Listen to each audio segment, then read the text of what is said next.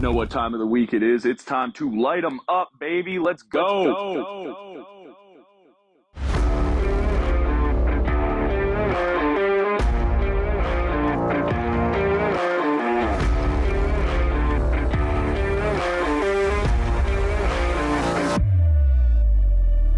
You are tuned in to the Light 'em Up podcast, home of the hottest sports debate show on the internet. Each week, we feature 3D debates on the past, present, and future of sports. And if you don't come correct, you will get lit up. Thanks for listening. Now let's get into the action.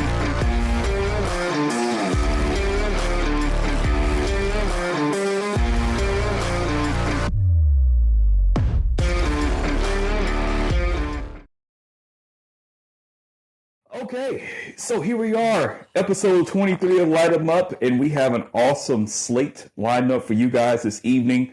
For those of you that don't know me, I'm live with David. I'm executive producer of Light 'em Up, and I will be your moderator for this 3-debate slate this evening. And I am so excited to be back here in the saddle for another season 2 edition of Light 'em Up. And tonight's show is going to start off with some hockey action. We're going to debate who is the greatest NHL goalie of all time.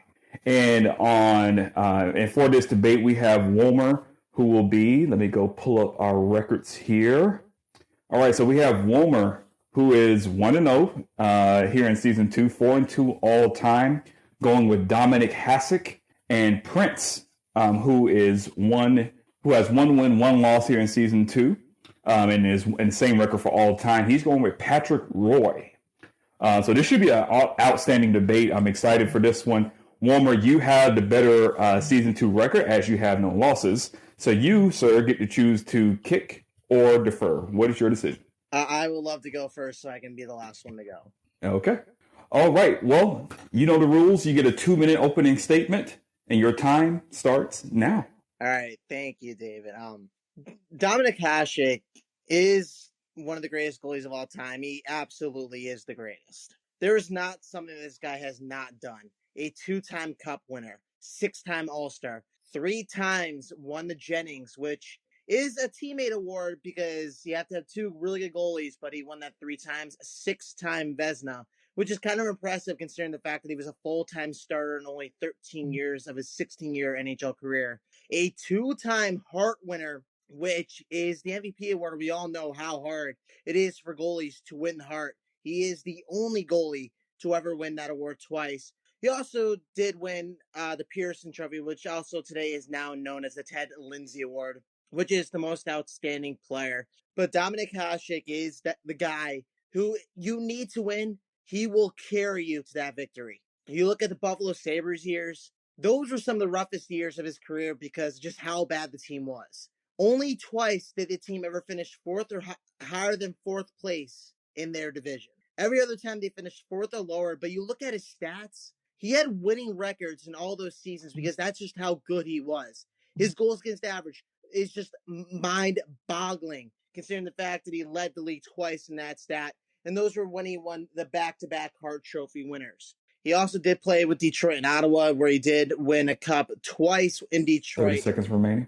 But this was the guy who consistently put up fantastic numbers. He did retire in his career for a couple seasons to spend time with family. He came back. He still put up the numbers that he did when he was in his prime.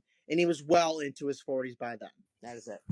All right. And thank you, Womer, for that opening argument. Prince, my friend, you can come off of mute, and your 2 minutes starts now. All right. Okay. So when you think of goalies, you think of Patrick Roy.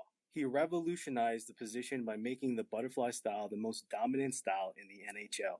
Literally every single goaltender in the league, for the most part, is playing that pro style, aka butterfly style net these days. He's influenced the game like no one else. Patrick Roy is the only player in the NHL to win the Conn Smythe Trophy Award for the most valuable player in the Stanley Cup playoffs 3 times in 3 different eras, in the 80s, the 90s, and the 2000s. Only player to ever do that. He has 23 career shutouts in the playoffs, only to be beaten by Martin Brodeur, who's played longer than him. He's got 4 Stanley Cups, one which he won by himself, a lot of critics would say. where he stood on his head versus the Rangers, Washington, and Wolmer's Bruins. He has a 1.93 goals against average with 504 saves in that season. Also in '93, they won again with the Canadiens, where he spearheaded the Canadiens, where he shut down Wayne Gretzky to beat the LA Kings on the path to win the Stanley Cup. He's a legend at that position. As a rookie, he was coming way out of his crease, as people remember him, more than any modern day goalie probably today, snatching glove saves with that cocky attitude. He's considered the best playoff performer for a goalie by his peers and most experts, and that's what counts more than anything, coming up big when it matters most. I concede my time. All right. And with 30 seconds to spare, Prince, short and sweet. Gentlemen, thank you for those opening arguments. You both may come off of mute now as we get ready for our 10 minutes of crossfire. Gentlemen, light them up. All right.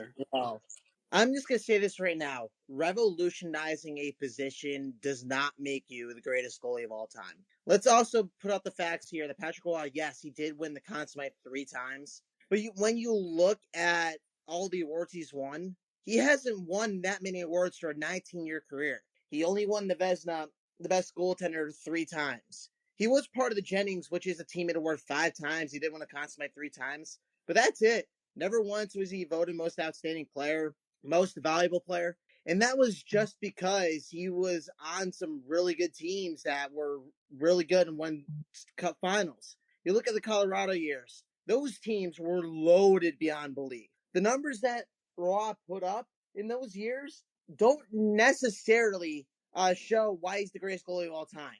The years in Montreal, yeah, he had some really good years, including the 1988-89 season where he only lost 5 times in 48 games, winning 33. But he did have some years where he really wasn't that good. He had a year. You look at the year that they won the Cup Finals in 92-93, his goals against average was well over 3. It wasn't like he was standing on his head throughout the season. It was looking at guys like Vincent Damphousse, who had 97 points that year.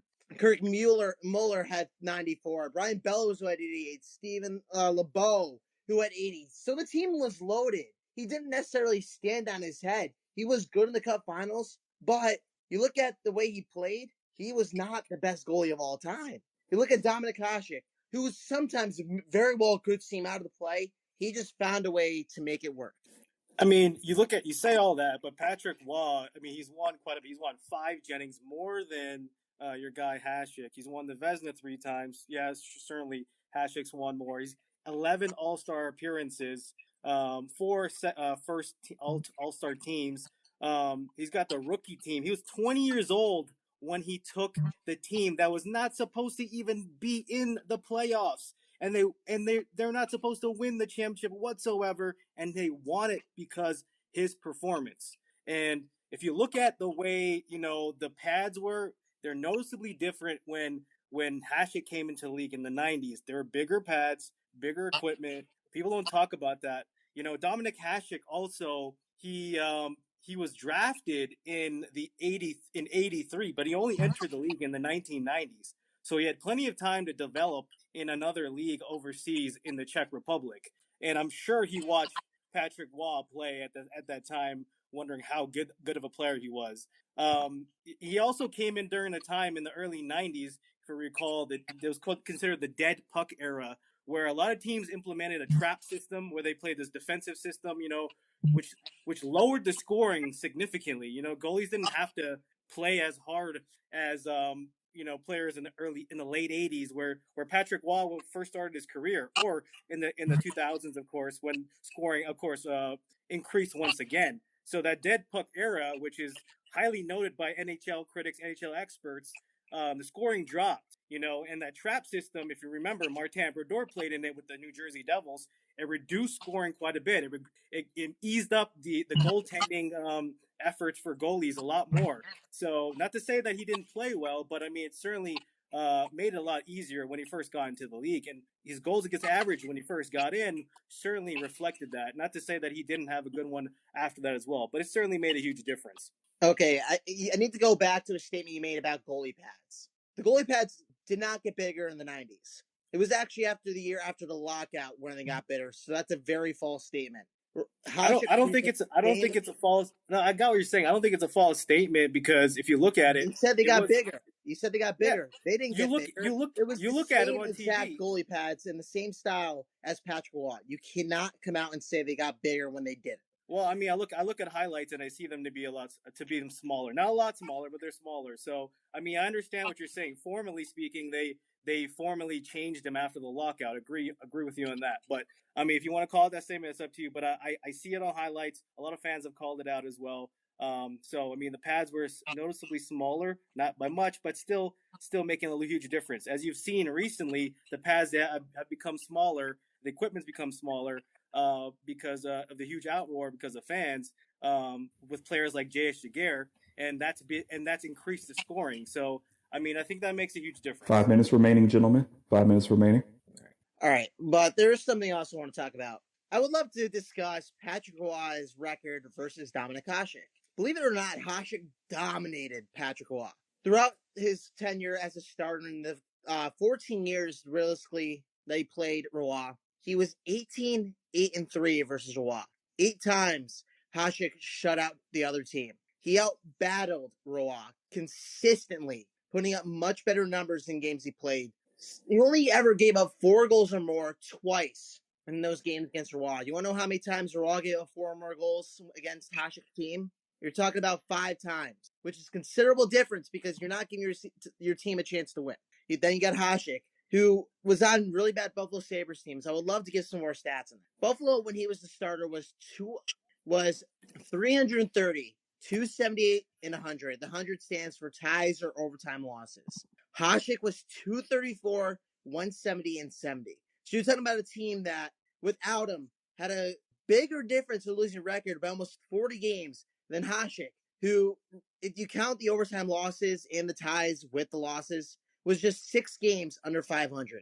This was a team that consistently finished 4th or lower in their division. Hasek had a .926 save percentage in a .225 goals against average. This is on a really bad team. I want to bring up his 1999 run to the Cup Finals where they got beat by one of the most controversial goals in NHL history. That team was straight trash. The best player was Miroslav Shatan. That's not saying much. They got Michael Pekka. He's not that good. Their number 1 defenseman was Alexei Zitnov. I don't even know how to say his name. Zitnik? I have no idea. He can take a team and put them on his back to bring them further than they can ever imagine. You can't say the same about Patrick Roy. He had teams around him that helped get him to the points he did. He was good in the playoffs because that's where the teams were able to get him in the playoffs. They had those high seeds because during the regular season, the teams were very good that they put out in front of him. Defense, offense, were able to go and score goals. Hasek never had that in his time in Buffalo. When he got to Detroit, yes, times were much easier. He had the fabulous Russian line. He had some fantastic defensemen, including Nicholas Lidstrom, who probably revolutionized the defensive game that we saw in the early 2000s and the early 2010s. 2-minute warning. But you look at the Buffalo years, those is what establishes Dominik Hasek as a goalie. The guy who will put up some of the lowest numbers you'll see, shut teams out, win those Vezina trophies as the league's best goaltender because that's really what he did. He was so valuable to that team that he made that team better.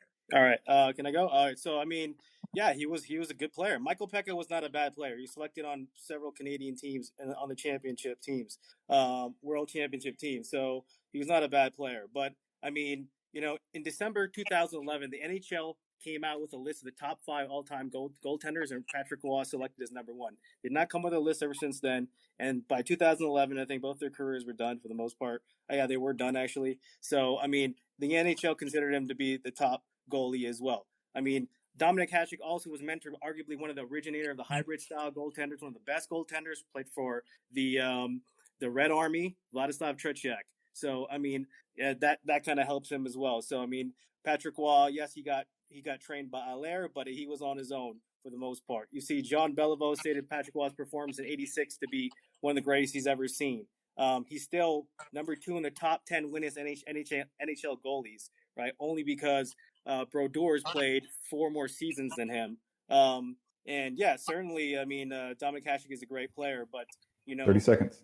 Patrick Roy is, you know, considered to be a champion 4 championships. Yeah, you talk about those Colorado Avalanche teams, but that was a missing piece. He was a missing piece. He brought that confidence all up. If it wasn't for him, they wouldn't have won on those championships. Well, of course, you say that he was the missing piece, but that was just because Jocelyn Tebow was their goalie. That's not saying much. He was very good in Colorado, but the guy he was replacing realistically would have been a backup on most teams. You can't say that he was the missing piece, and that was just what made them much better. Jocelyn Tebow. And that is time, gentlemen. That is time. Excellent crossfire segment. One, I'm going to ask you to go on mute. Prince, your 2 minutes closing statement starts now. Okay. Patrick Wall is a missing piece for the Colorado Avalanche for them to beat the best team in the NHL at the time, the Red Wings, who were loaded. The Colorado Avalanche were an expansion team at the time, and once they got St. Patrick, as they call him, they were able to compete with the rest of the league. They were a dominant team with Patrick Wall. As Tom Rennie has definitively stated as an ex-NHL coach, respected voice in hockey and part of the Team Canada Olympic brass, how can you not possibly for a second imagine they were nothing but confident with the teams he played on? Whether it was Montreal or Colorado, they were confident because Patrick Roy was in goal. In 2003, he was all-time leader with the regular season, as I mentioned, and postseason wins by goaltender, only be beaten by Martin Brodeur because he played 4 more years than him. In an NHL video, they stated he was more than a consummate winner. He was a trendsetter who inspired a generation of goaltenders who imitated a style he perfected, the butterfly style. Darren Pang, an ex-NHL goalie, one of the most respected goalie experts, who's been doing national broadcasting for years, has said he's 1 minute remaining. Position at goaltending. He's perfected the position at goaltending. Martin Brodeur, arguably one of the best, 3-time Stanley Cup champ, most wins as a goaltender, was noted saying because of Patrick Waugh, goalies were important. It's huge coming from him. He was so consistent, and that was something when I played in the NHL early on, I wanted to mimic and be as consistent as him. I think I'm going to have a good career if I do that.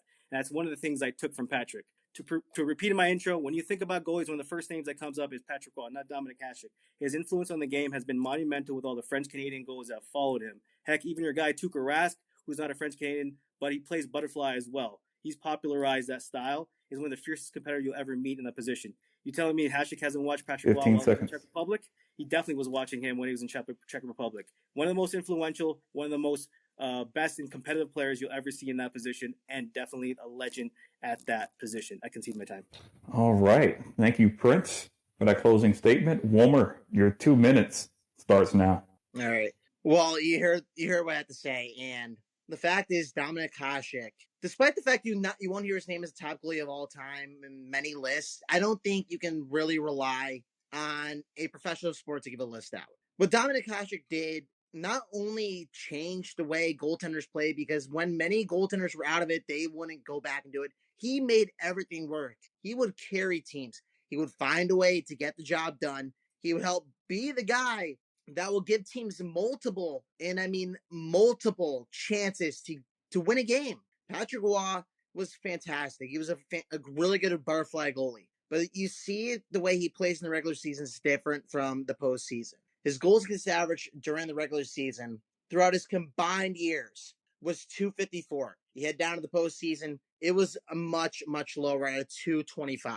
He was better than the postseason because he was a much better postseason goalie than was a regular season goalie. Dominik Hasek was consistent as consistent can get. He was a .220 regular season goals against average, and it was right around there in the postseason. You look at some of the worst postseason years he had, it was way back in Chicago when he wasn't even given a chance. But then he took the reins and never once conceded it. If he was given the chance that Roy was given, you would be looking at the greatest goaltender of all time, because he would have had goals against averages lower than 2, a guy who would consistently get more and more shutouts. And don't forget, Dominik Hasek played many less years than Roy did, and it still recorded much more shutouts. 15 seconds. Dominik Hasek is nicknamed the Dominator.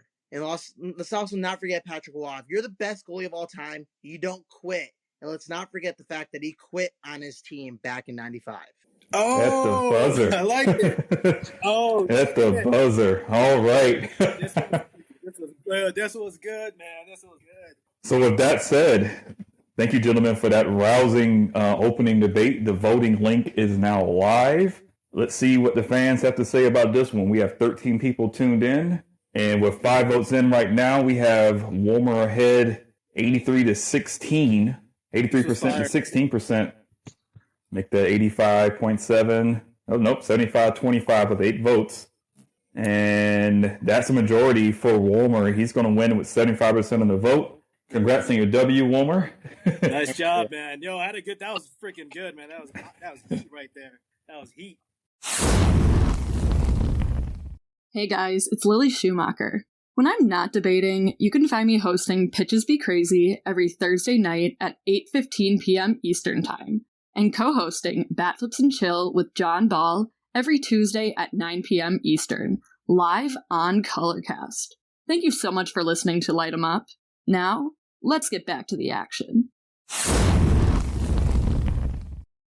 Well, we came out of the gates blazing here with some NHL debates. I'm excited about that. Now, let's go ahead and go to the wrestling match. We're going to debate the best moment from the WWE's Attitude Era. So wrestling fans, get ready for what should be a good one here between C-Mac and KAPnoKAP as I invite them on here. And KAPnoKAP will be pulling double duty today, actually. He'll be in our final debate on who's going to win the NBA Finals, so stay tuned for that. And as these two get settled in here, just a quick programming note. Since our good friend Stone Sports is a Celtics fan, he won't be hosting Cool 'em Down afterwards. So we'll try to get out here right at 8 o'clock so you all can go and enjoy Game 2 of the NBA Finals. As I welcome in C-Mac and KAPnoKAP for our second debate of the evening. Gentlemen, how are we doing? Pretty good, man. How about yourself? Pretty awesome. I can't complain. Cannot complain. Ready to debate some wrestling? No doubt about it. All right. Okay, so C-Mac, since you have, well, actually, let me set the stage here. So, again, we're going to be debating in our second debate what is the best moment of the Attitude Era of the WWE, featuring C-Mac, who is 1-1 in Season 2 and all time. And he will be arguing for when Mankind won his first WWF Championship against KAPnoKAP, who is 1-3-1 here in Season 2, 2-3-1 all time. And he's going to be arguing for the Hell in the Cell 98 match where Undertaker threw Mankind off the cell. So should be a rousing debate. Again, C-Mac, you have the better Season 2 record. So you get to decide, sir, if you want to kick off or defer. What do you choose? I will choose to defer, David. All right. Well, you, sir, can go on mute. Cap, you know how this goes. You get 2 minutes of an opening statement, and your time starts now. All right. The 28th of June, the year of our Lord, 1998. At this moment in time, the man you know as KAPnoKAP was only 2 days old. The Attitude Era had begun to take stride at this time. Goldberg was ruling in WCW as the world champion.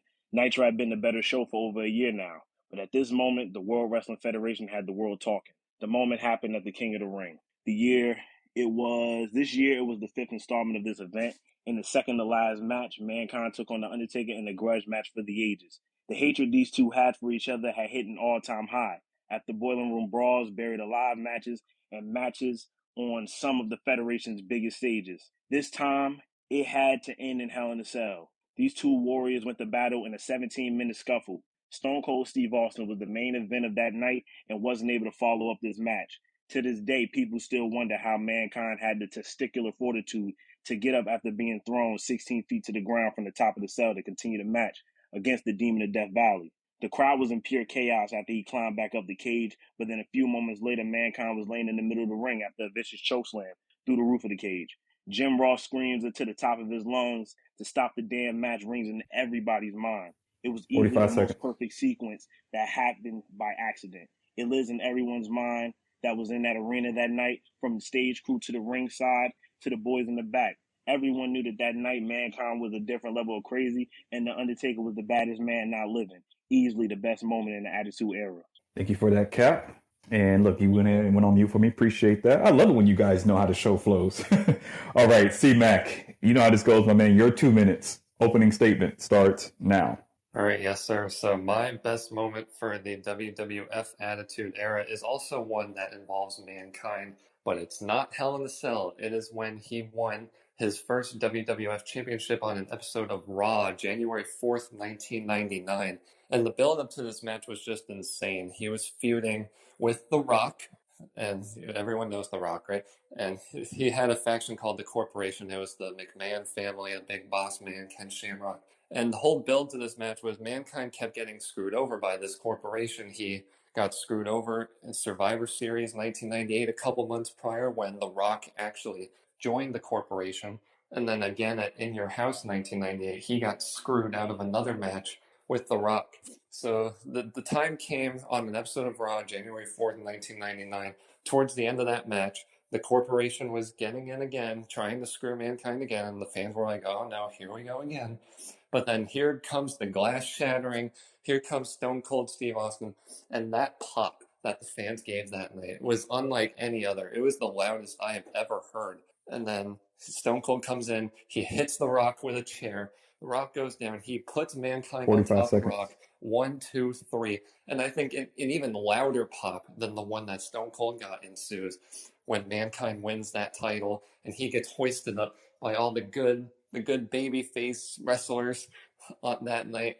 And on top of that too, not only was the end of that match just good for the pop, but it was also the turning point for that company, WWE as a whole, and it's one of the biggest, if not the biggest reason why that company still exists today. And I'll 15 talk seconds. about it a little more in the crossfire, but for now I can see the rest of my time.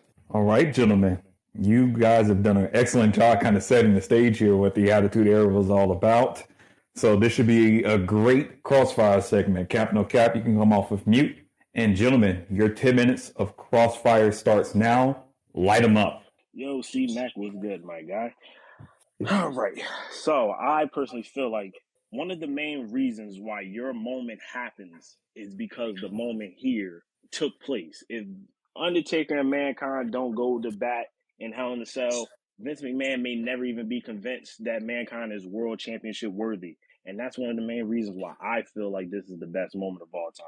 Yeah, I mean, I can't really say I disagree with that too much. I mean, Mankind did garner the respect of the fans that night, but I think that is part of the reason why it made my moment that much more special is because he had garnered that respect from the fans from that night and for the next 6 months moving forward until he won the title, and the pop that he got that night was just out of this world, and no pop from the fans has ever even come close to that ever since, and it's been over 20 years. And to add to that, because yes, this is one of the greatest moments in Raw history, no doubt about it. But it may not be as big of a moment if you don't have DX out there holding Mankind down, because of course the corporation was out there, and then you have the surprise appearance from Stone Cold, which has the crowd going bonkers. So it's a lot of elements to this moment that doesn't even include Mankind to be great. When we're talking about Hell in a Cell, we're thinking about Undertaker throwing him off the top. We're thinking about Mankind still being able to get up and continue the fight despite dislocating the shoulder, despite having a tooth larger than his nose. He still was able to give the Undertaker one of the greatest fights that we've ever seen. And it's a car crash, but it's an excellent one. It's a 5-star car crash, and I don't think it will ever be able to be recreated. The Mankind world title moment to me could be recreated, and it's been done with different examples like Daniel Bryan and Kofi Kingston. You will never be able to recreate this moment that you had in Hell in a Cell, though. I mean, I don't know if I'd go that far as to say you can never recreate it, because ever since that match, there have been plenty of Hell in a Cell matches where someone gets thrown off, maybe not the top of the cell completely, but like a good 3/4 of the way up the cell, and they go through the announce table. So I mean, that spot has had similar spots happen in the past. But I kind of want to talk about now the ratings war that went on between WWE, back then it was known as WWF for the people that don't know, versus WCW. And that war had been going on for a few years up to this point. WCW was kind of running away with it, but then WWF kind of started catching up in 1998 a little bit, going into 1999. And the funny thing is that match, that Rock Mankind match that I'm talking about, it wasn't even live. It was taped. And one of WCW's announcers, Tony Schiavone, who actually now works for a new company called AEW, he was told to say, like, oh, Mankind's going to win the title tonight. And then he jokingly said, like, that's going to put the butts in the seats. But little did WCW know, that moment actually backfired on them because it got more fans to tune into that moment. And that was the turning point, I think, for WWF to essentially win that war. And that is the biggest reason why that company still exists today. And you can look back in the archives and rewatch the Undertaker Mankind Hell in a Cell match over and over again. Because if that moment doesn't happen and WCW wins the war, no one's going to remember that match, that Undertaker Mankind match. They're going to be looking through old WCW matches because that's going to be the company that still exists today. But if that's the case, then if Eric Bischoff doesn't do that ludicrous move, then does Mankind's moment even get the same shine? And I feel like it doesn't, because at the time, Nitro was red hot. So WWE really was trying to do anything to get people to turn over to the channel. And despite Eric Bischoff being pretty much like, it feels like he was being more of a double agent by letting WWE get half of their audience by telling them what the result was going to be. I feel like there's nothing that would have been able to outshine this moment at Hell in the Cell. And that's why it's one of the moments that we automatically think of when we're talking about the Attitude Era. One thing about this matchup compared to your matchup, this match is not the main event. It's not for the world title, but it's the match that we all think about when we talk about that event. And it's because of the fact that it was too big for a world title. These guys have been fighting for 2 years on and off. And this is the only way that you can end this rivalry. And they ended it in the best way possible.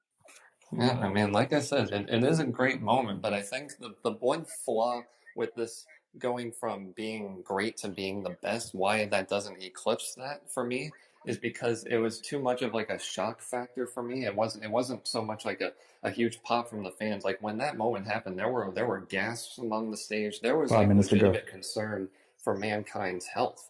Like, and it wasn't just like, because, wrestling is like, oh, fake injuries, blah, blah, blah. But no, these were like real injuries you were talking about, like a dislocated shoulder, broken ribs. God knows what else happened to Mankind that night. But there was legitimate concern for his health.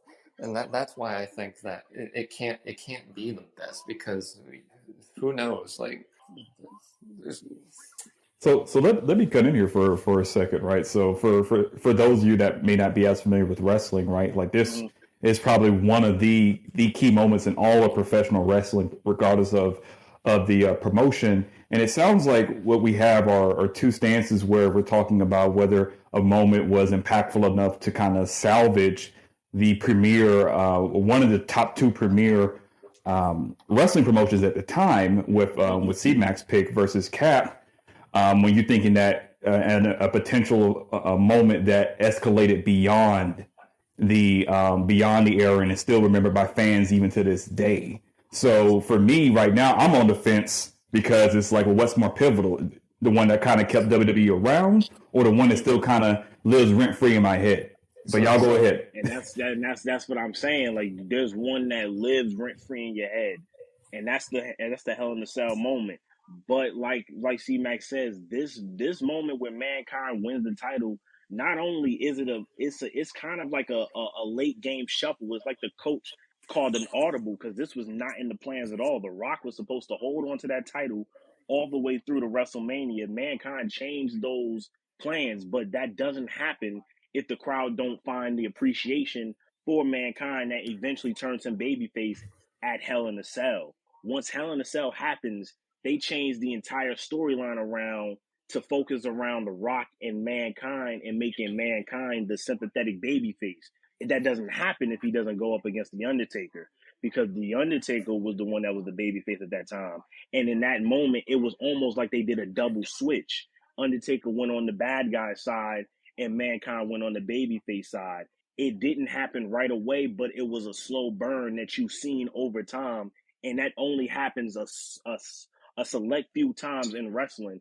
And I feel like that was one of the times it doesn't get called on as much, like per se Bret Hart versus Stone Cold, but I feel like it still has the same type of staying power as that moment in time. Yeah, and then like I was saying, like I think the reason that match does get remembered so much is because the company still exists today, and we can watch it in the archives over and over and over again. But my stance is that if WCW wins the war, then that match, that Undertaker Mankind match, kind of gets thrown to the side. I personally think if WCW was to end up taking over, WCW would have been too busy trying to recreate that moment because it was just so big of a moment that they want to recreate it for themselves, and it would have never been able to happen. And then it even probably would have made the moment between Undertaker and Mankind that much bigger because you can't recreate that. It's impossible. Yeah, I mean, I could say the same thing about my moment. If WCW had won, they could have picked any one of their superstars back in the day. They could have done a slow turn, and they could have had some big moment where they won the But title. But it's my a thing is, 30 it's a seconds. it's a possibility that might have happened with Diamond Dallas Page. yeah, for sure it could have. But it's just when I think best moment, part of it, like I said, is like the pop. Like I've never seen or heard a pop that loud from the fans ever. And I Yeah, just think, and it you was like a definitely. double pop when Stone Cold comes out first, and Mm-hmm. then another pop after that when Mankind wins the title. It was kind of like a double pop that made it explosive. And that Yeah, is you time, definitely gentlemen. I'll have to got stop you there on the crossfire. Cap, no cap, sir. If you could be so kind to go on mute. And C-Mac, your 2 minutes closing argument starts now. All right, awesome. So, yeah, I mean, I kind of said most everything that I wanted to say. I mean, there's no denying that both moments are great. That Undertaker Mankind match was great. But the problem is I think there was too much legitimate concern for Mankind's health to eclipse that moment from being the best. It's still a great moment, not gonna lie.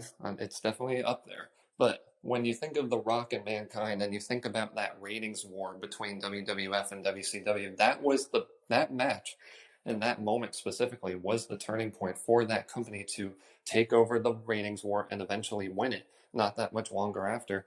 And that's the reason why this company still exists today. And that is part of the reason why you can look through the archives. That's why we have the WWE network, or at least, we have it in foreign countries now. They got rid of it in the US. They bought a deal with Peacock. But nonetheless, that's the reason why you can go back and watch that match on, Peacock or WWE Network or whatever. And on top of that, just the 1 minute pop from the remaining. fans, the cheering that happened. It was not, like unlike anything I've ever seen and unlike anything I've ever heard.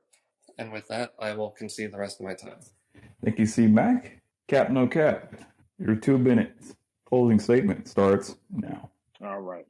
So, June 28th, 1998, when The Undertaker walked into this match, he had a broken foot and tons of other lingering injuries. Mankind suffered a dislocated shoulder and a tooth lost through his nose and some internal bleeding.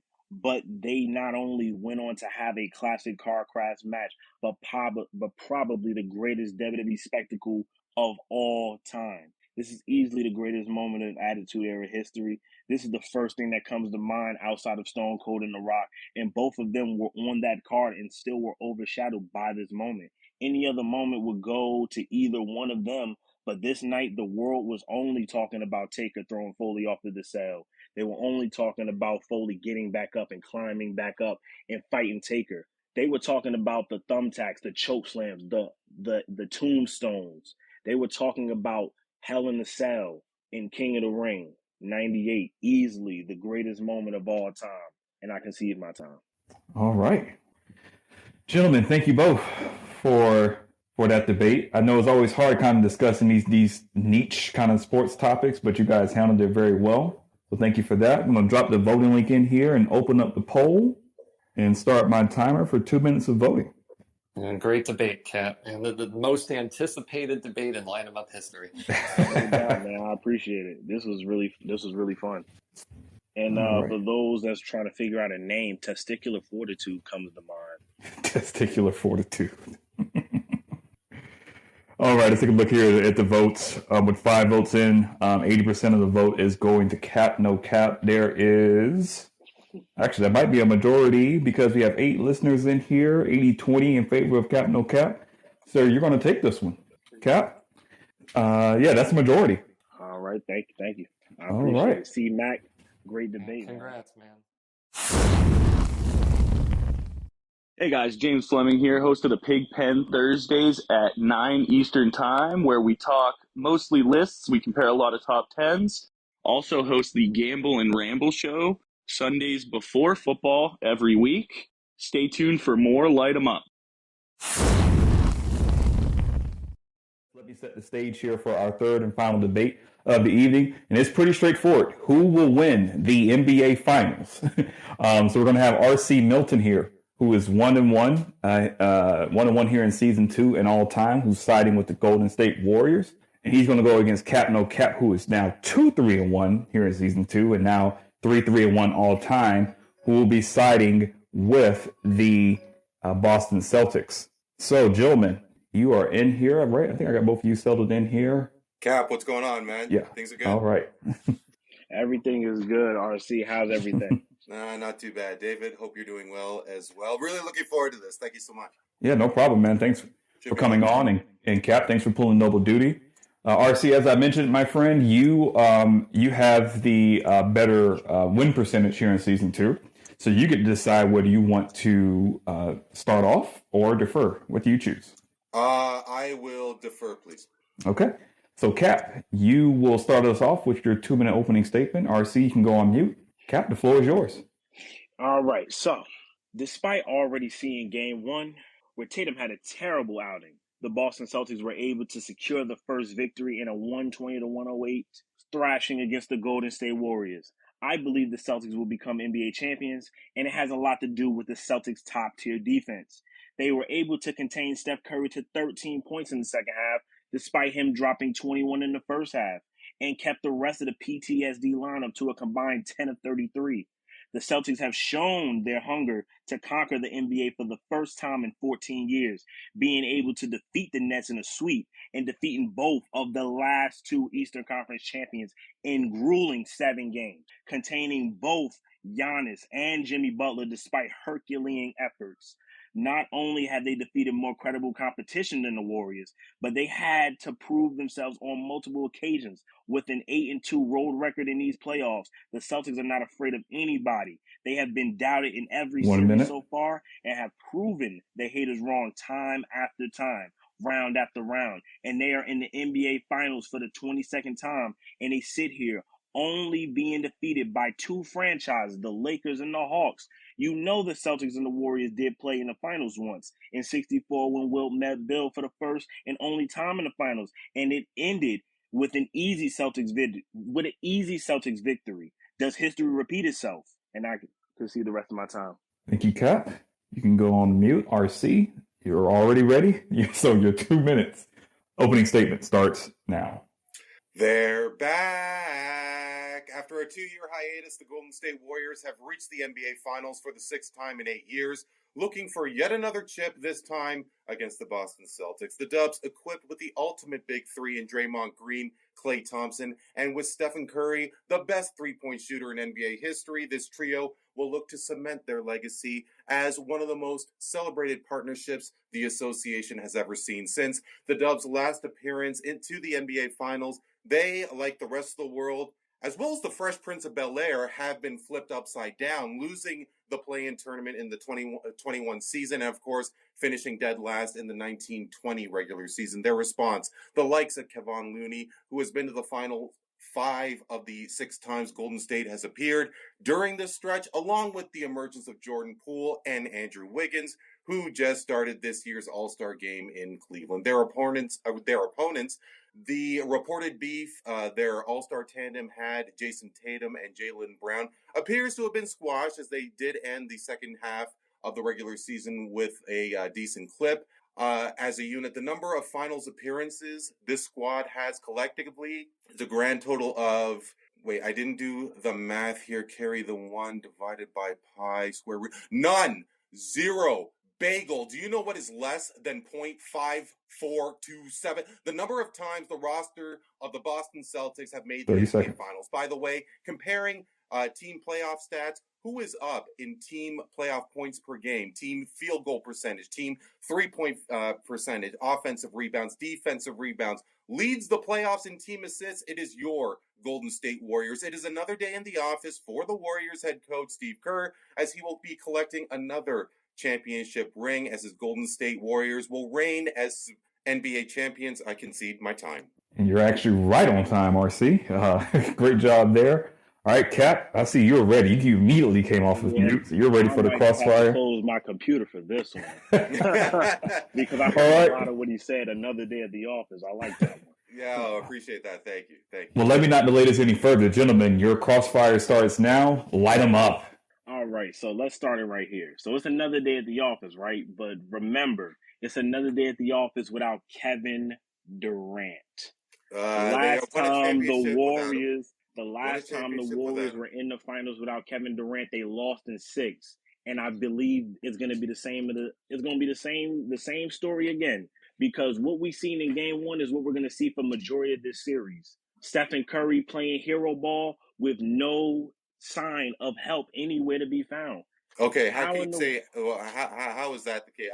Do you remember Splash Brothers? Do you see the same Splash Bro that didn't show up? 18 and a half points of Jordan Poole, as well as 17 and a half from Andrew Wiggins. He has help. He has options. That 2 of 7 from Jordan Poole is going to need to be a little bit better if they think they're going to win anything this year. Anything can happen. Now, of course, you could appreciate the fact that Poole and Wiggins have not tasted NBA championship. You know, you'd think they'd be on the Celtics with having 0 NBA Finals experience, but I mean that's understandable. Yeah, you could appreciate the fact that those two are going to elevate their game. Plus, you're going to have an inspired Klay Thompson who obviously lost out and was, everything that happened in Game 6 of the 19 finals. You know that he's going to be hungry to walk out with a split. All right, so first things first. So we all understand that, yes, Klay Thompson has been hurt for 2 years. That's another reason why I feel like the Warriors are playing with house money right now, because Klay Thompson needs this moment. Correct. But at the same time, his body may not be ready for this moment because he has not played competitive basketball for 2 full seasons, and now he's back in the finals. And in that first game, he seemed gassed. Everybody outside of Stephen Curry for 2 quarters, because he played terrible in the second and fourth, by the way, and so did the entire team. Because when Steph was not hitting, that team played absolutely garbage. Klay Thompson had close to 20 and a half points this season. Yeah, but he only had 15 in Game 1, and it was on terrible shooting. Jordan Poole, 18 and a half that Jordan Poole had all season did not show up not one bit in Game 1. I know I'm bringing back up Game 1, but I feel like there's no need to talk about the Warriors' playoff run because they haven't played any viable competition all playoffs. Who they play in the first round? I don't remember. Neither do you. Oh, it was the Nuggets with just Jokic, correct? So so who did Boston play? They played the Nets.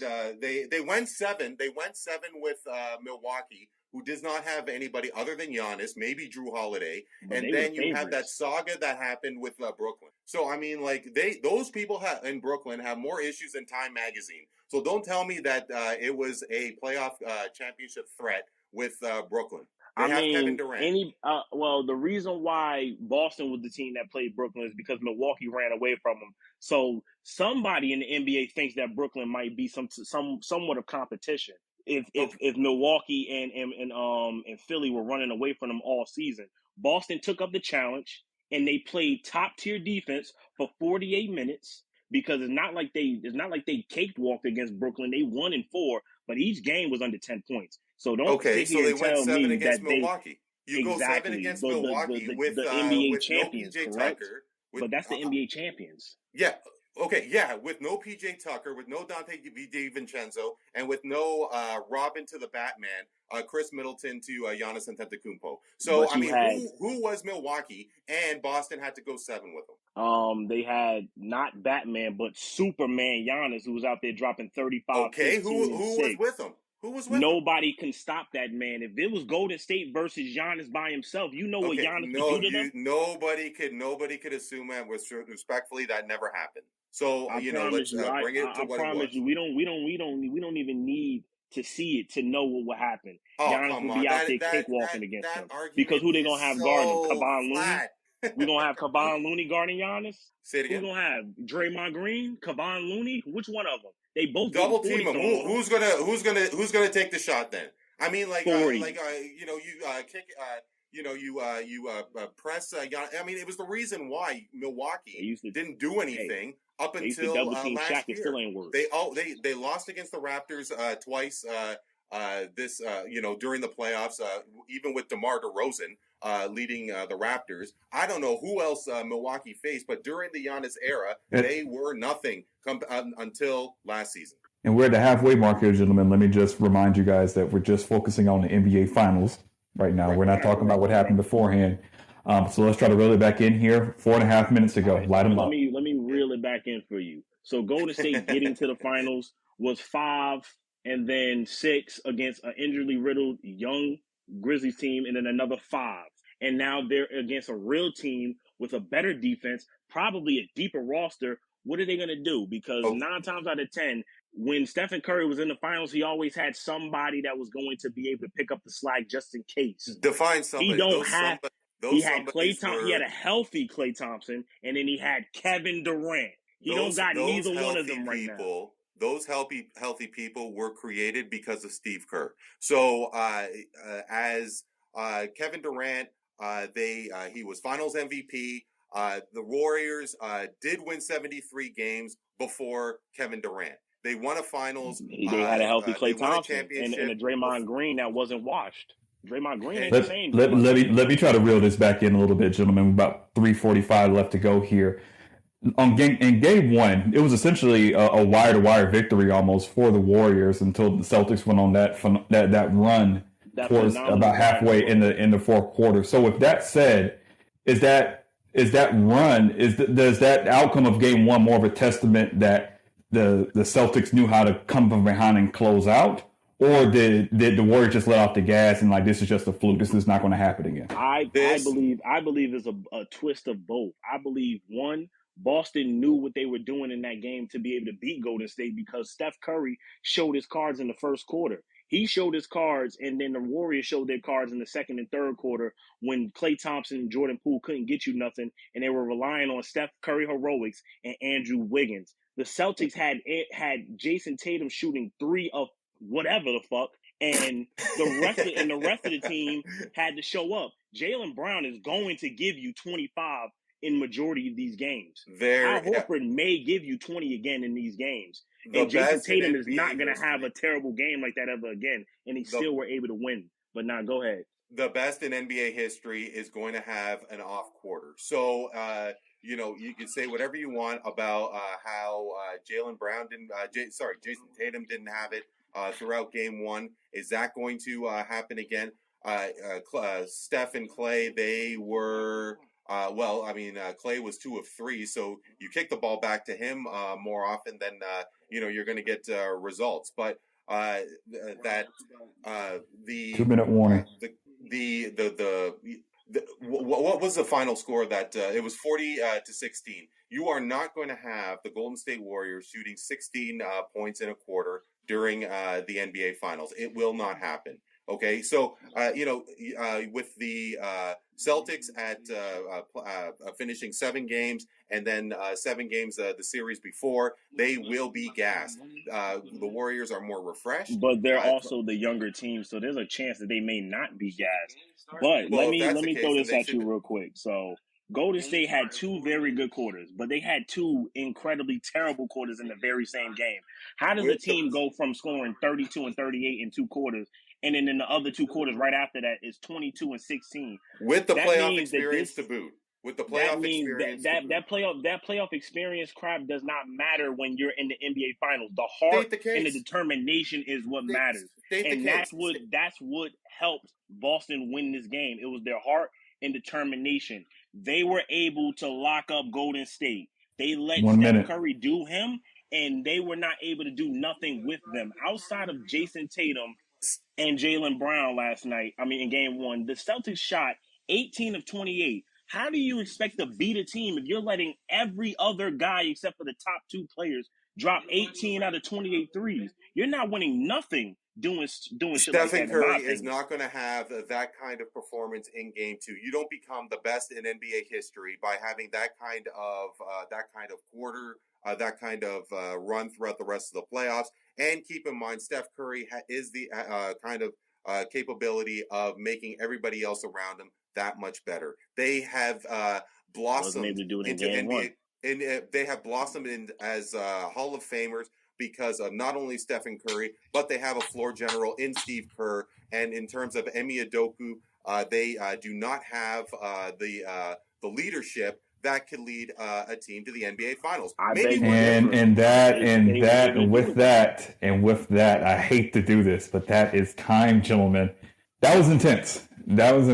So I'm eager to see how you guys wrap these up. Cap, you can go on mute. RC, your 2-minute closing statement starts now.